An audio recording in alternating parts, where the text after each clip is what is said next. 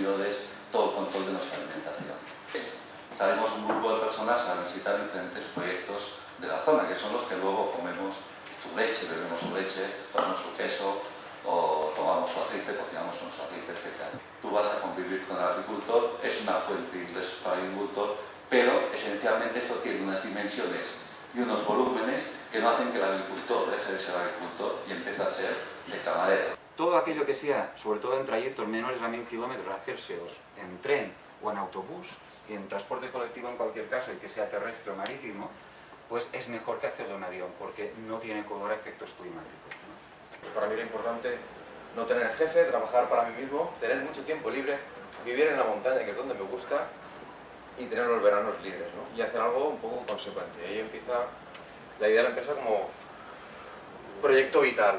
Un viaje al mes, entre 10 y 12 clientes. Pongamos 10 viajes, son 120 clientes. Por 7 pernoctas son 700 o 800. Pongamos 800 pernoctas, en pensión completa.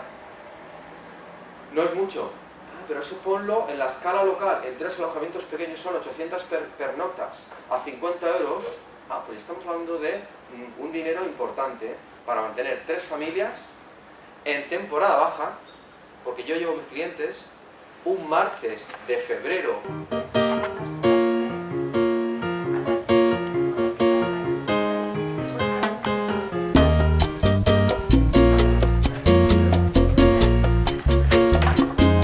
Igual introduciría responsabilidad de quién y en qué. Al hablar de turismo responsable, sí. Este responsable, ¿a quién nos referimos y sobre qué debemos aplicar esa responsabilidad, ¿no? Como que el concepto turismo... Tiene sentido mantener el concepto de turismo dentro de esta idea que por ahora, provisoriamente si quiere, la estamos llamando turismo responsable. Exacto. El Perú tiene 128 millones de hectáreas.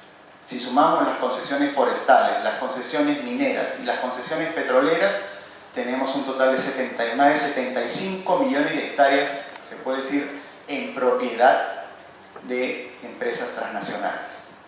Evidentemente en el Perú viven personas, hay muchos peruanos. Todos esos lotes que ustedes están viendo, todas esas concesiones, no solo están sobre bosques, sobre montañas, sobre ríos, sobre lagos, sino están también dentro de esos lotes poblaciones, patrimonio cultural.